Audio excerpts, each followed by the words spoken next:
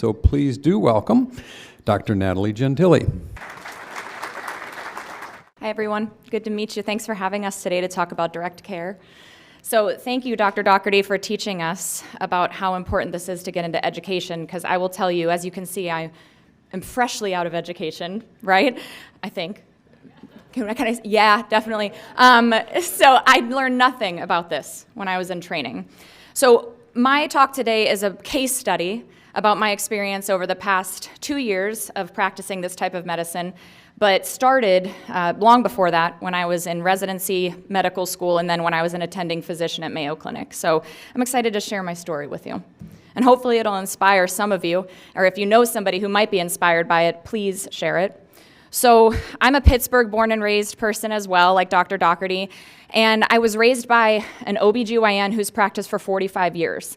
I was raised by an old school doc, right? So my dad knew every single one of his patients. My dad told me one time, I get 15 minutes with a patient right now, and I want them to feel like I just spent an hour. And that is how he went into every single visit. So I grew up with that feeling of how important it is to be a physician and what that relationship means with your patients. And I saw, as time went on, as the buildings on our Pittsburgh landscape changed, and as those buildings changed with names of large insurance companies in this city, I saw his practice get bought up, his private practice of How Long get bought up by these companies, and how that changed his love for being a physician and his love for the practice of medicine. And so fortunately, I got to see that example because it really inspired me to not go down that path. So after our medical school at Pitt, my husband and I were fortunate enough to match at the Mayo Clinic in Rochester, Minnesota. And so we were there for 5 years. My husband's a surgeon, so I got to be there on staff as an attending for 2 years after my residency. And I got to see what it was like to be an employed physician. So, hello everybody, I'm Natalie Gentile, and I am a recovering employed physician. So, after we were at Mayo Clinic, it was time to move home, and I'm gonna tell you about my story and my journey from that time when we realized we get to come home. I'm family med boarded and I'm lifestyle medicine boarded. My job as a primary care doctor and a lifestyle medicine physician is to spend as much time as my patients need to get to the root causes of what is ailing them, to help with their continuity of care so that they stay out of urgent care, they stay out of emergency departments, and I don't consult every specialist under the sun because I only have 7 minutes with them. And so I take that charge very seriously. I'm a mom and a wife, though, too. I have 2 babies. I have a 4 and a 2-year-old. I'm in the thick of it, you guys. And so in that life, right, it is very, very easy. It is very easy in that kind of lifestyle to say, I'm just going to go with this employed job, right? It's a sure paycheck. It's a sure schedule. I've got all the benefits under the sun. And when I was at Mayo Clinic, we called it the golden handcuffs. I mean, talk about the place to work. We were at the epitome of medicine, arguably in the world, and it still is the same there. It's the same wherever you work in these employed models. And I saw that. So I do want to, my disclaimer today is when you've seen one DPC, you've seen one DPC. So when you've seen one direct primary care practice, all of us are so different. So my story is not going to be the same as the next person. It might be a bit atypical, but I hope that you learn a little bit from it today. So the typical primary care doc experience is all the problems, right? So when we talk about, we've got a problem, these are my solutions. These are the problems that I saw and experienced day in and day out. Let's talk about burnout. That word kills me, okay? Has anybody here experienced burnout? Right, like it's ubiquitous. And when I was at Mayo, because I was a lifestyle medicine physician, and because I like to get up and give talks, they said, well, you should be the person that does our burnout stuff, right? You should be the person that's getting everybody hyped, like I'm some kind of cheerleader that's gonna remind everybody that it's gonna be okay, And it reminds me of the movie Shawshank Redemption.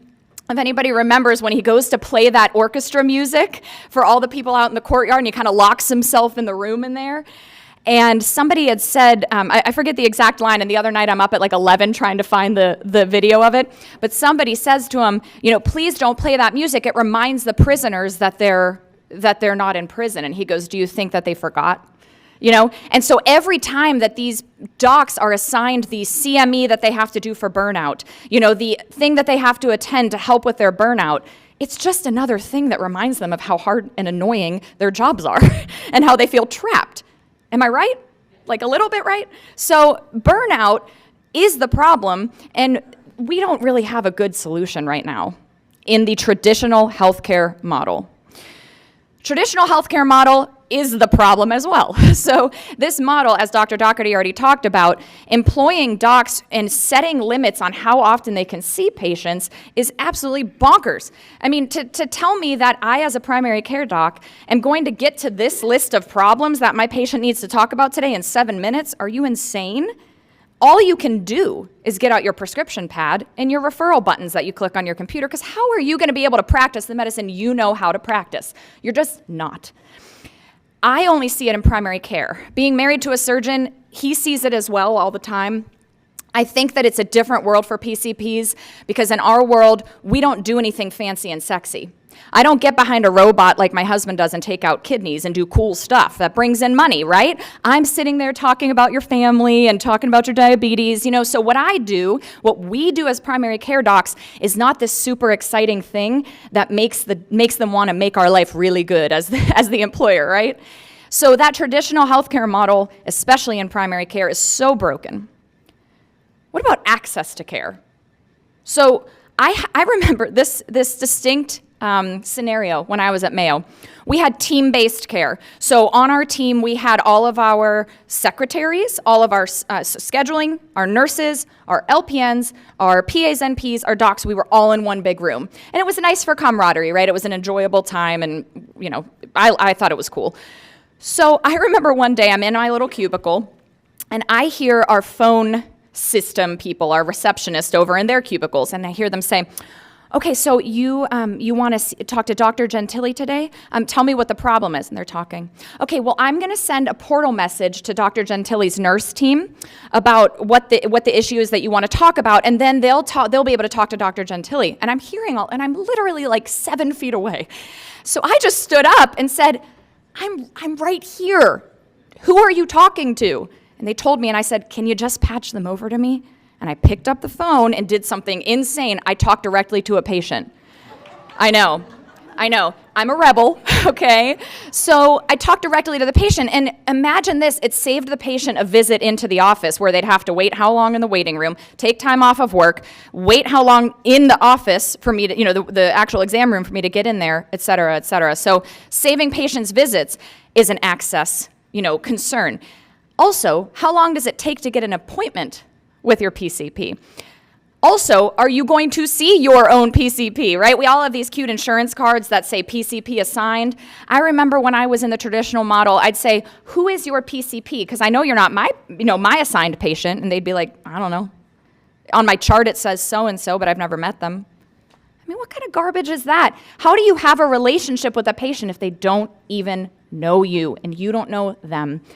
We have the gift and the privilege to lay hands on people, to hear about the deepest things that they want to share, and the system does not allow us to do what we were trained to do and the gift we were given to be able to do it. The patient-physician ratio is another wild event. So the average primary care doc has how many patients assigned to them? I heard 3,000 to 4,000. Yep, that's upper limit. Absolutely. I typically hear like 2,500 to 3,000. I mean, that's actually terrifying. You can't expect one physician to know all of those people, right, and to know their backgrounds, and you're not going to see them. Spoiler alert, right? They're going to be seen by the other people, the physician extenders on the team, the different person each time, so then you're retelling your story every time as a patient. That's how things get lost.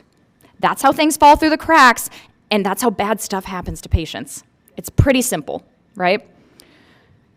And I had the answer on the bottom of my slide. Like, I love how I said that like it was a quiz, and there it is, 2,500 to 3,000 patients. So what are the solutions? Because I'm not down for talking about problems without having some type of solution.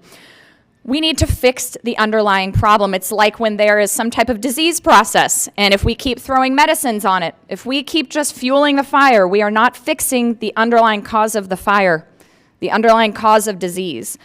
We need to have a model set up so you have continuity of care with the same physician. We need to have a model where there's actually accessibility, where you can take back the practice of the art of medicine that we were all taught, where you can reestablish that old school family doc and that relationship between patient and physician with nobody in between. And then we absolutely, as Dr. Doherty alluded to, need to create transparency in healthcare costs. If people don't know how much their hard-earned dollars are going to go away to some type of, elusive healthcare costs, people are not going to seek care.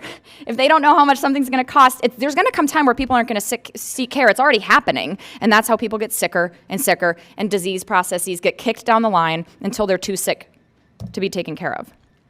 So the solution, especially in family medicine and primary care that I've seen, and arguably in other specialties, especially medicine specialties, is direct care. In my world, that's DPC, direct primary care, and it saved my life. It saved my love for medicine. It saved that whole reason why I went into this in the first place when I was this little and was delivering my Raggedy Ann's baby. Legit, always knew I was going to be a doctor, and that's why I went into it, was to do what I'm doing today. And I want you to understand that it is real and it can happen. So the definition of direct primary care, it's simple. It's a membership-based model.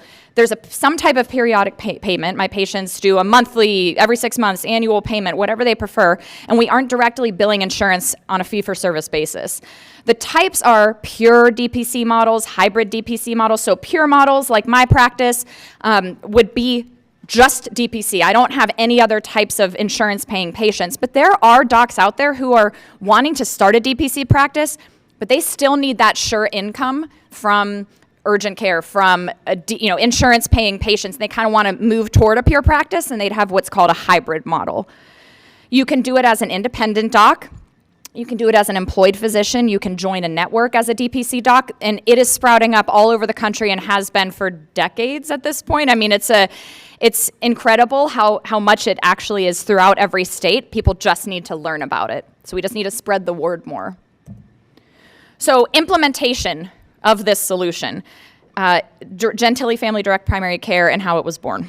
So I kept notes of all of this unfolding. I had a spreadsheet like such a dork and like put the dates when all this was happening because I wanted to remember. It's like keeping a baby book for your child. Like I wanted to remember how this happened so that now 2 years later, when it's as successful as it is, I look back and say, you did it. So on May 18th, 2018, I was planning our trip back to Pittsburgh. It was time to move home a year later. We were looking for jobs here.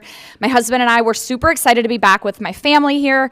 And I was interviewing for jobs in Pittsburgh and kind of getting that process going. And the big names that are on top of our buildings had jobs, of course, available. So I was talking to a very trusted colleague of mine as well as my program director that same exact day.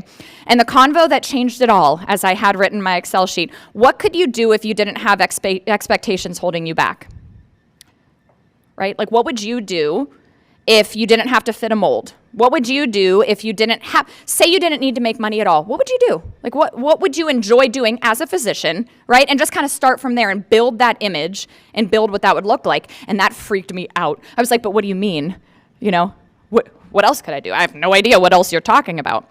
And I had that conversation in the courtyard because I was on hospital service that day. And I walked upstairs and talked to my program director in another unrelated conversation. He said to me, if you go and work for those places that you're interviewing for, you are going to become another part of the churn. You know that, right? You're just going to be another number.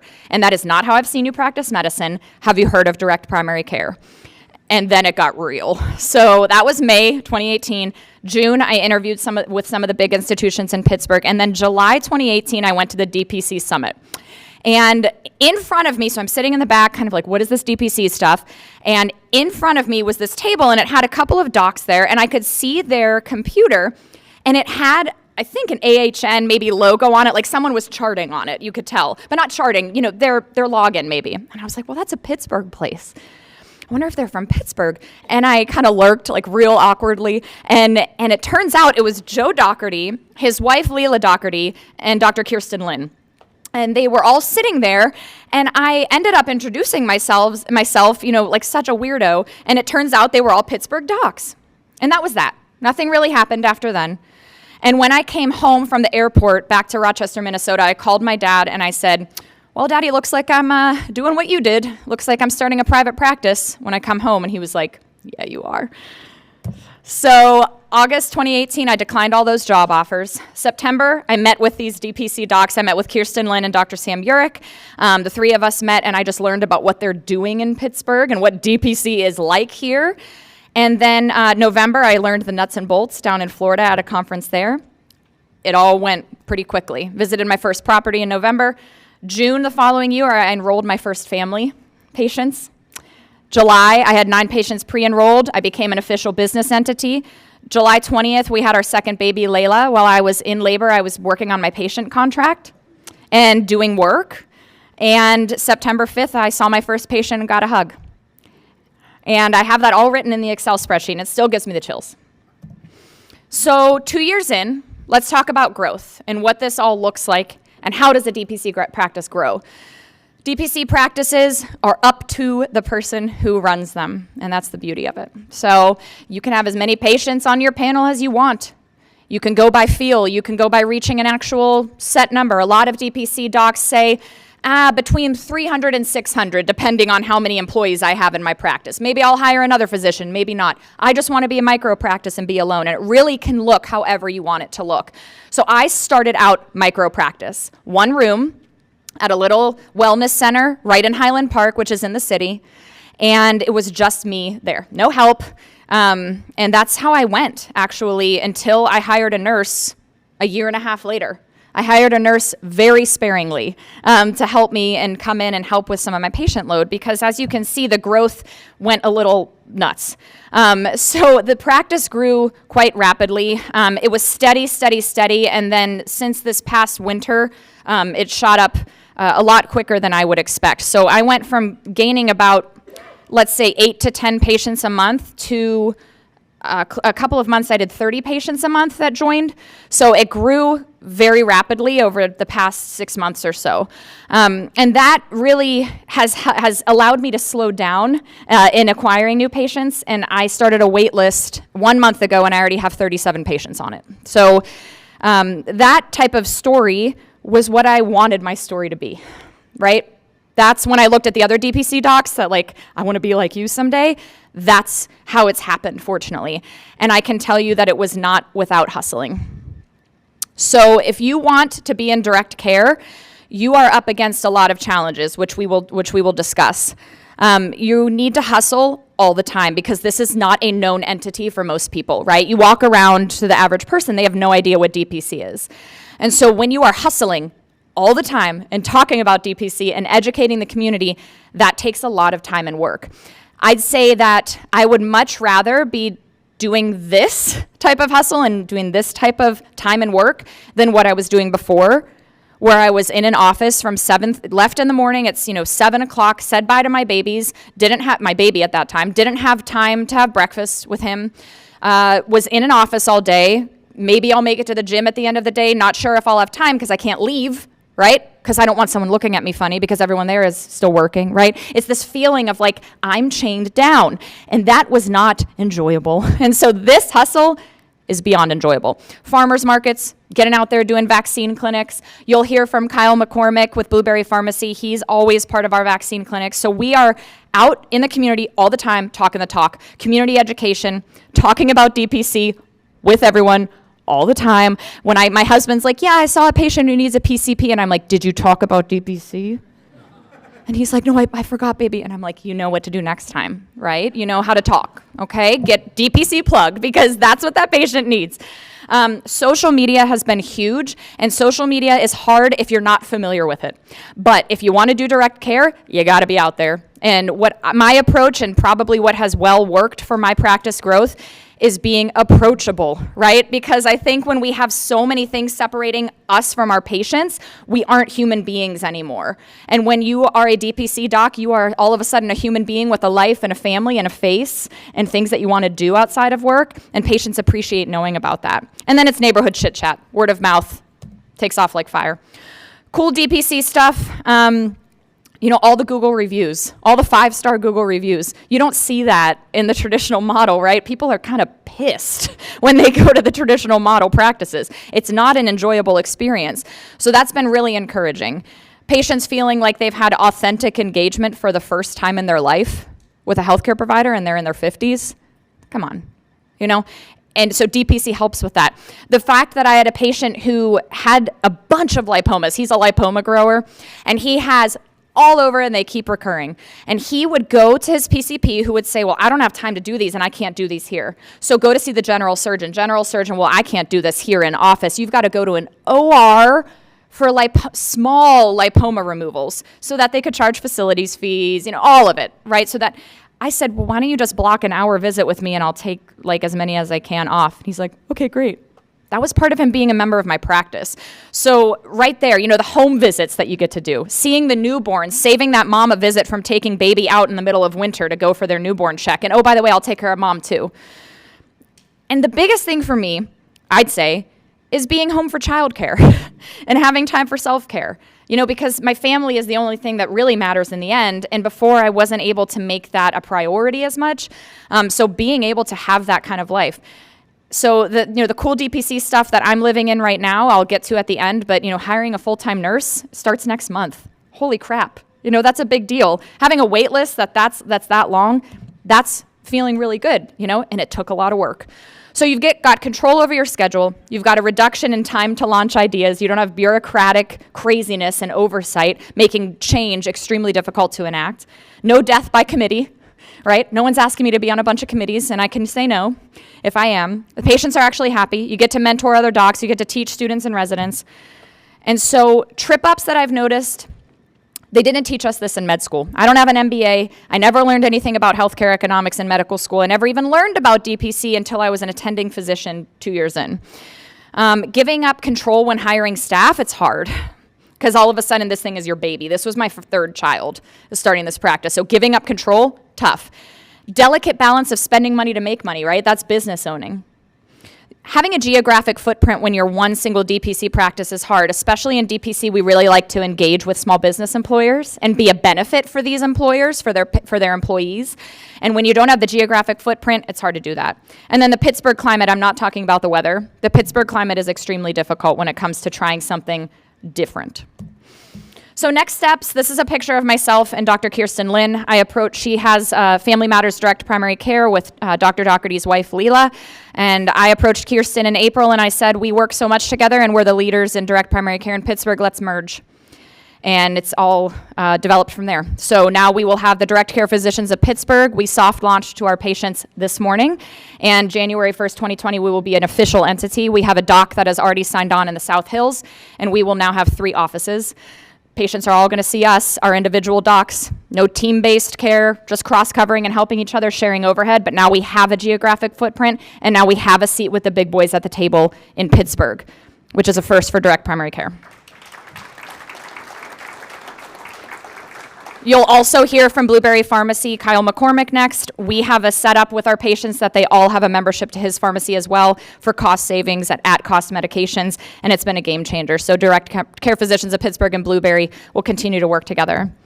These are resources for direct primary care. Facebook group was a huge game changer, but these conferences that you can go to, and there are many more opportunities developing with resources.